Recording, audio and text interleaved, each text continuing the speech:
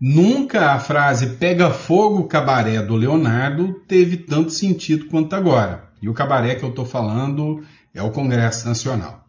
Vocês estão sabendo que o Hugo Motta sofreu denúncias gravíssimas de rachadinha, de uso de funcionário em fazenda particular, e esses escândalos podem colocar o Hugo Motta literalmente numa gelada. A gente tinha dito para vocês que bastava, né, o Hugo Motta fazer alguma movimentação contra o Supremo Tribunal Federal que escândalos iam aparecer. Pois é, o jornal Cidade Online, fez uma denúncia gravíssima, ou melhor, uma previsão gravíssima sobre o Hugo Motta que pode sacudir por completo, né, o sistema político brasileiro. Não sei se você percebeu, a matéria do jornal Cidade Online, ela diz o seguinte: sem saída, Hugo Motta deve seguir o caminho de Eduardo Cunha e Severino Cavalcante. A renúncia. E assim, é óbvio que nós estamos malucos para ver o Hugo Motta literalmente fazer, principalmente como o Eduardo Cunha, né? Ou seja, vai lá, solta o impeachment, depois renuncia. O que acontece? Tanto o Eduardo Cunha quanto o Severino Cavalcante foram vítimas de... na verdade, quem foi vítima foi o povo brasileiro, mas eles foram alvos, né, de denúncias gravíssimas sobre escândalos de corrupção que eles sofreram. E isso poderia levar à cassação do mandato e um monte de coisas. Antes de ser condenado, para não concorrer à hipótese de inelegibilidade, eles pediram renúncia do cargo, né, para tentar escapar da acusação gravíssima que eles sofriam. Acontece que no caso do Hugo Motta não está muito diferente, não. Olha só. A Folha de São Paulo fez uma publicação e agora, né, foi republicada aqui pelo Deltan Dallagnol, né, escândalo. O presidente da Câmara dos Deputados, Hugo Motta, do Republicanos, empregou em seu gabinete o caseiro da sua fazenda, ou seja, acusando aqui a prática de rachadinha do Hugo Motta. Eu vou colocar aqui um trecho da reportagem da Folha de São Paulo para vocês. Dá uma olhada.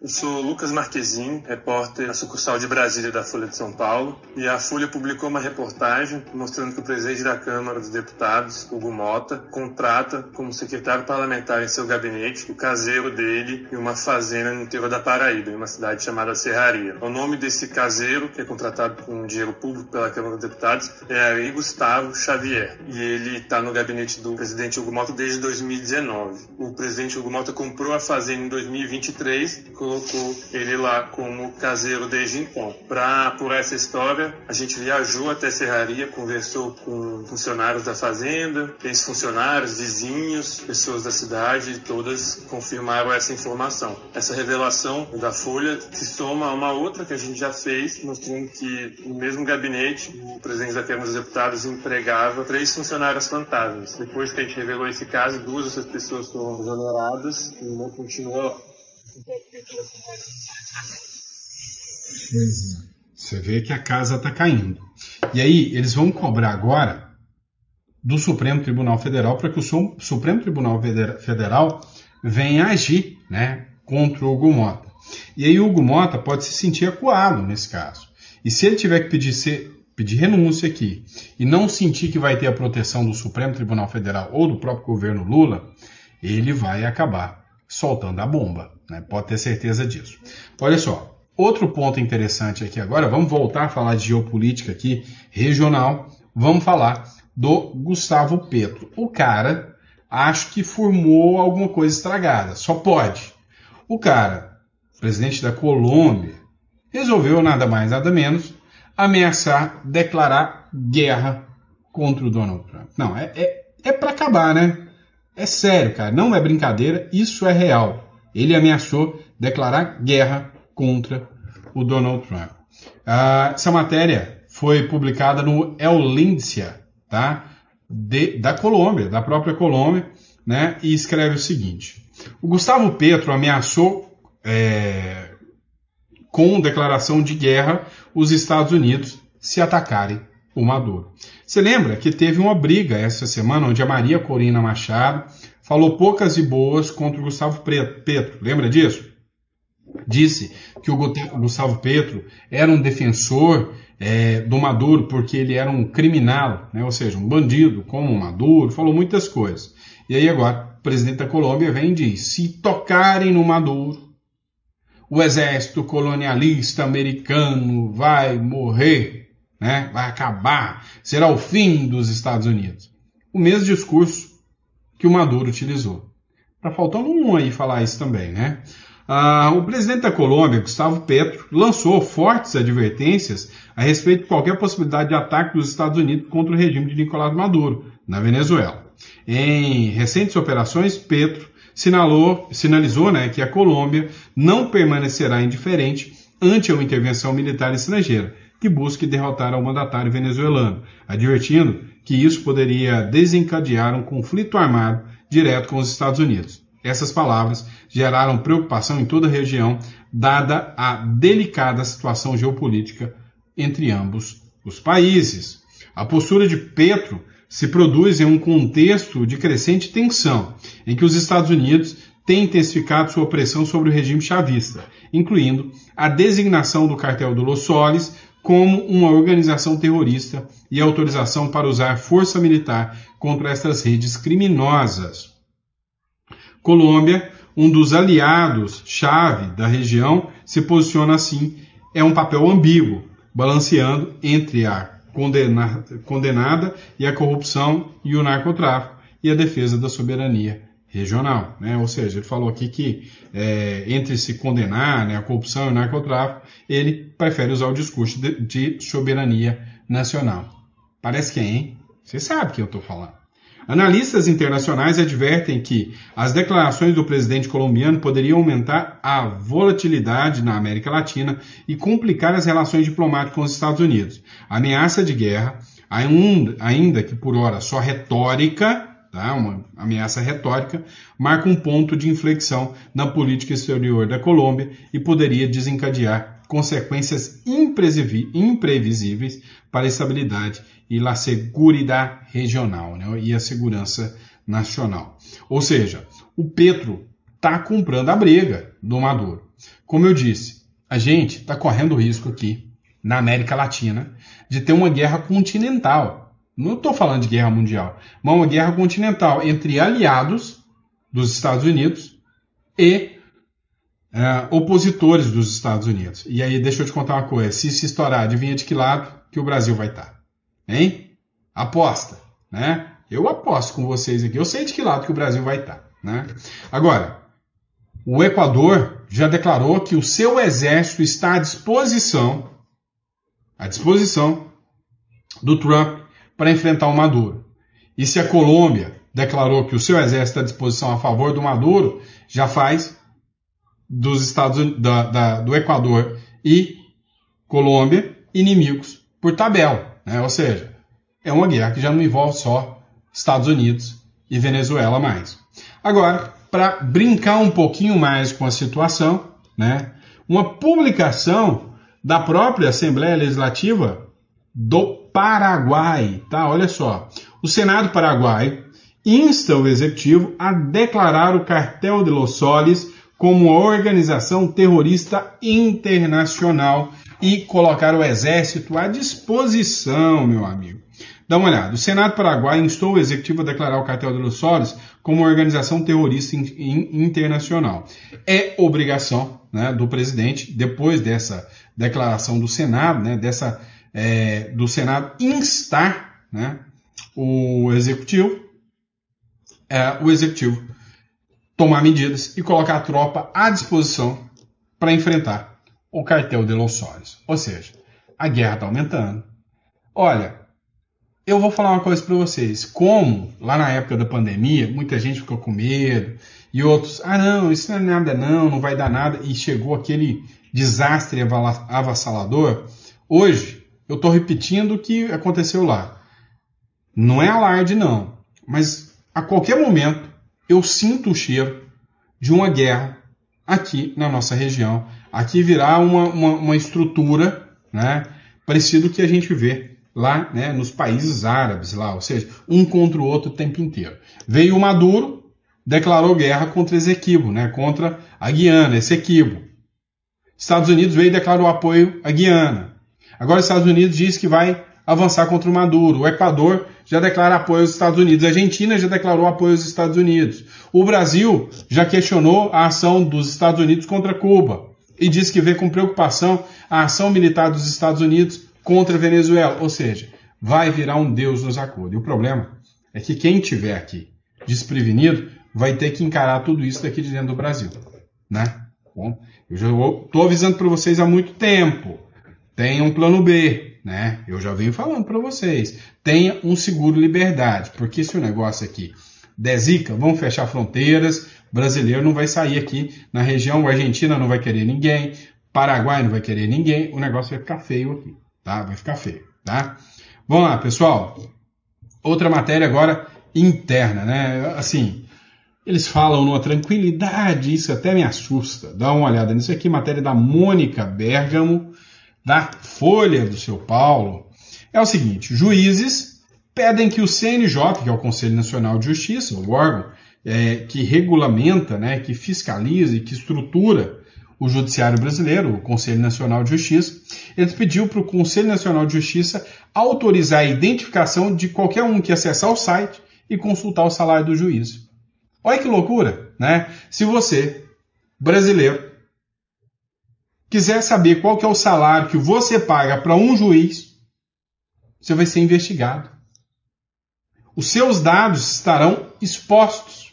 Não tem sigilo de dados para você. LGPD, enfia naquele lugar, né? A Associação dos Magistrados Brasileiros pediu ao CNJ, órgão oficial do Judiciário, que altere as regras de transparência e autorize o tribunal a exigir a identificação de qualquer cidadão que queira consultar pela internet dados nominais sobre a remuneração de juízes. A solicitação feita em processo administrativo defende que a medida aumentaria a segurança da categoria e equipararia o judiciário ao Ministério Público, onde já existe regra semelhante. Isso é um absurdo, né? Isso é um absurdo, é uma coisa assim, sem precedentes. Acha que é pouco? Tem mais. Ó, esse aqui ainda colocaram, né? A Folha do Maranhão, o jogo é bruto, né? Após apresentar uma denúncia contra Flávio Dino, o STF afasta o Procurador-Geral do Maranhão, que é o Valdênio Caminha, tá? Espera aí que eu preciso esclarecer algumas coisas sobre essa matéria, tá? Tem muita gente publicando aqui, corre risco de cair numa fake news aqui, e calma que não é bem assim, tá? 2 dias após ir ao Supremo Tribunal Federal, acompanhado do governador Carlos Brandão, apresentar uma denúncia contra o ministro, ex-governador do Maranhão, Flávio Dino, o Procurador-Geral da Justiça do Maranhão, Valdênio Caminha, foi afastado do cargo por descumprimento de uma ordem judicial. O afastamento ocorreu em meio a um cenário de tensão política e jurídica do Maranhão. A medida foi determinada pelo STF, que apontou o descumprimento de decisão anterior sem relação direta com a denúncia apresentada por Caminha e Brandão. Tá? Então eu preciso esclarecer isso para vocês. A decisão foi proferida pelo ministro Alexandre de Moraes por descumprimento de ordens judiciais e suspeita de favorecer aliados em um esquema de nepotismo cruzado. Tá? Entre as acusações estão a manutenção do cargo e do pagamento de salários a Gilberto Lins Neto, mesmo após o STF determinar sua exoneração, além da nomeação do filho de Caminha e indício de troca de favores ao EMAP. O Valdênio Caminha, procurador do Maranhão, ele apresentou uma denúncia, né, contra o Flávio Dino, falando que o Flávio Dino não poderia julgar ações referentes a questões do Maranhão, políticas do Maranhão, porque ele já foi governador do estado do Maranhão e pediu o afastamento. Então fez denúncias de que o Flávio Dino, né, era incompetente, ou seja, impedido para julgar isso aqui. O que aconteceu foi que, bem próximo do fato, caiu na mão do Alexandre de Moraes um outro processo que acusava o Valdênio de nepotismo e ele foi afastado do cargo de procurador do Maranhão. E aí tem muita gente falando que uma coisa está ligada à outra, né? Que foi um instante de retaliação à decisão do ministro Alexandre de Moraes para proteger o Flávio Dino. É pesado. Vamos lá, outra matéria. Publicação agora do Bruno Zambelli, né? O médico alerta sobre os riscos da saúde de Bolsonaro. Vocês devem estar sabendo que o Bolsonaro acabou tendo que ser internado.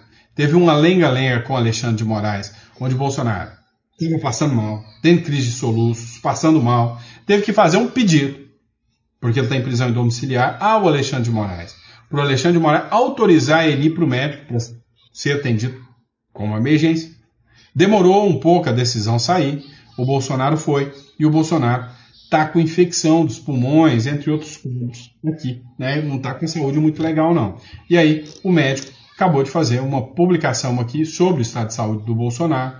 Bolsonaro foi recebido por apoiadores, né? Foi ovacionado por seus apoiadores na entrada do hospital. Dá uma olhada aqui na publicação do Bruno Zambelli, né? O médico dando declaração sobre a questão de saúde do Bolsonaro.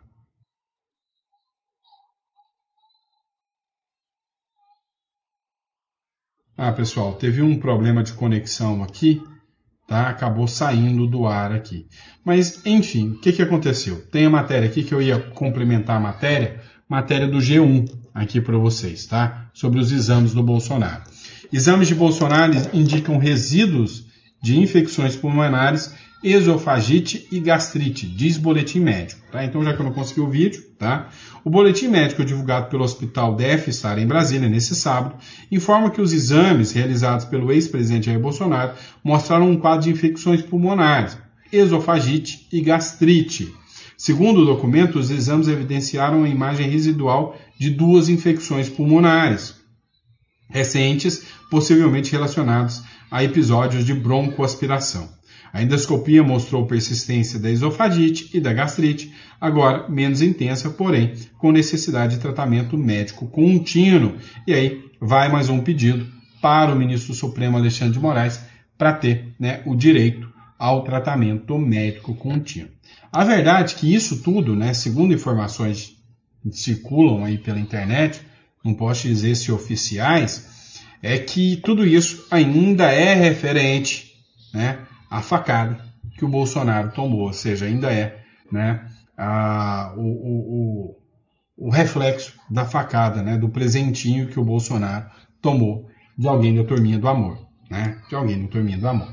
Vamos lá, pessoal. Matéria da Folha de São Paulo agora. Michele Bolsonaro chama Lula de pinguço e diz, no Nordeste, que votar mais uma vez no PT é burrice. E aí? Mentiu, não mentiu? Qual que é a opinião de vocês? Coloca no comentário. Vamos ver se a gente consegue o vídeo dela aqui. Ó. Deu uma falha aqui, pessoal. Acho que é a falha da conexão, tá? Então, acho que a gente está com um problema aqui da conexão da internet, mas dá para vocês terem uma noção aqui, né, da matéria, tá? Vamos lá, acho que agora vai dar. Deixa eu tentar aqui. Vamos ver se sai a matéria aqui para vocês. Vamos lá. Um homem que corta um BPC, um homem que tira a comida do prato, um homem que por maldade para o fornecimento de água para dizer Deus é tão bom que deixou o povo do Nordeste sem água para me trazer como Salvador, para trazer água para o povo. Maldito, pensamento maligno. Se auto-intitula o pai da pobreza e está trazendo as pessoas para a miséria. Nós não vamos mais aceitar essas falácias. Mentirosos, cachaceiro, pinguço, irresponsável. É isso que ele é. Mas não tem problema, porque a lei da semeadura é para todos. A lei da semeadura é para todos. E o povo está acordando e o povo vai acordar. Meus amados, não tem problema você ter votado uma vez no PT, mas votar 2, 3 já é burrice. Você precisa se libertar dessa burrice política. Um homem que corta um BPC. Espera até semana que vem que algum do PT vai entrar com processo contra Michele Bolsonaro e a PGR vai apresentar esse processo contra Michele Bolsonaro. Mas não vai ser só contra ela não, tá? O Romeu Zema também, né, lançou a sua candidatura e na sua candidatura ele promete varrer o PT do mapa em 2026 e falou a mesma coisa, a mesma coisinha que a Michele falou, ele falou do Lula, tá? Ó, o governador de Minas Gerais, Romeu Zema, anunciou nesse sábado em São Paulo sua pré-candidatura à presidência da República nas eleições de 2026. O anúncio foi feito durante o 9º Encontro Nacional do Partido Novo, realizado no Atrium Business Center, na Chácara Santo Antônio, zona sul da capital de São Paulo, em formato de palestras estilo TED Talk, né?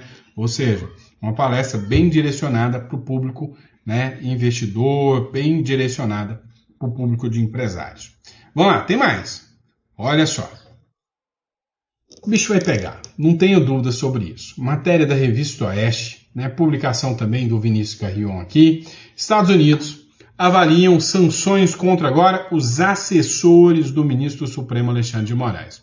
O deputado federal licenciado Eduardo Bolsonaro articula punições em território norte-americano para os assessores do ministro do Supremo Alexandre de Moraes. Foi liberada, né, aquela ação, aquela divulgação do...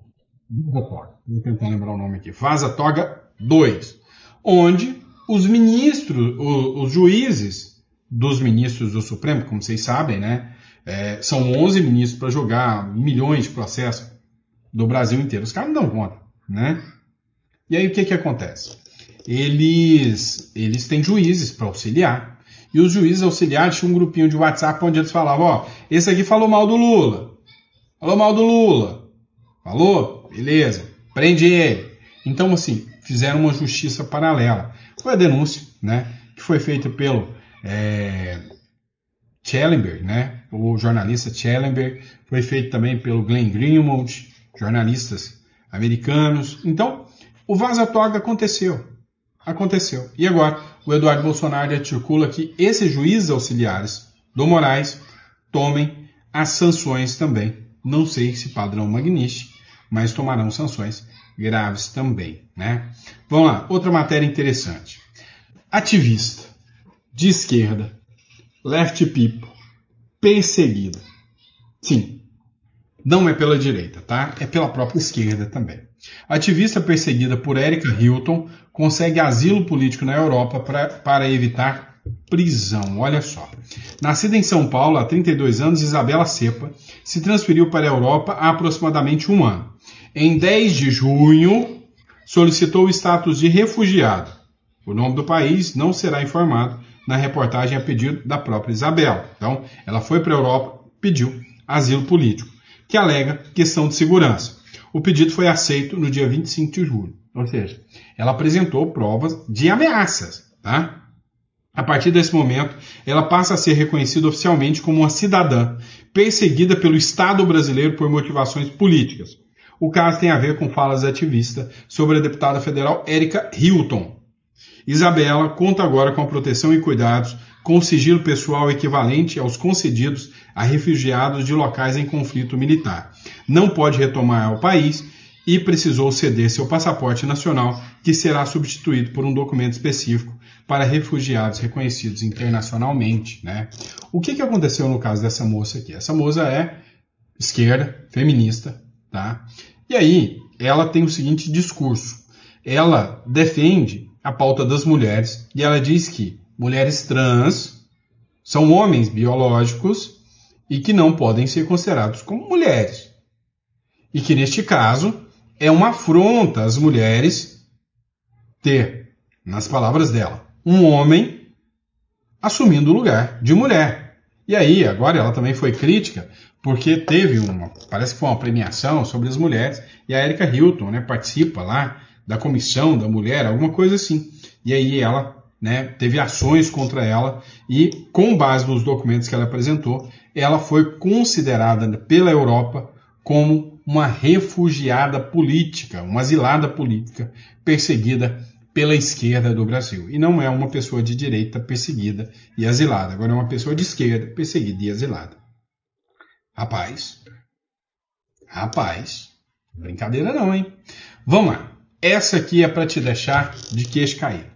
Você ainda não procurou o nosso escritório para entender a loucura que está acontecendo e tentar se internacionalizar, ter sua conta fora do Brasil, ter a possibilidade de ter um plano B, é porque você não está entendendo, mas não está literalmente entendendo o tamanho da bomba que vai cair no colo do brasileiro, tá?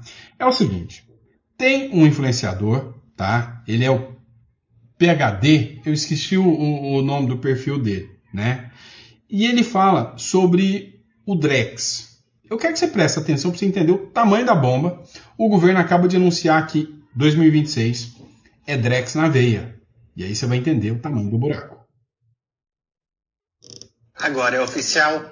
Essa semana o Banco Central anunciou que o Drex começa em 2026.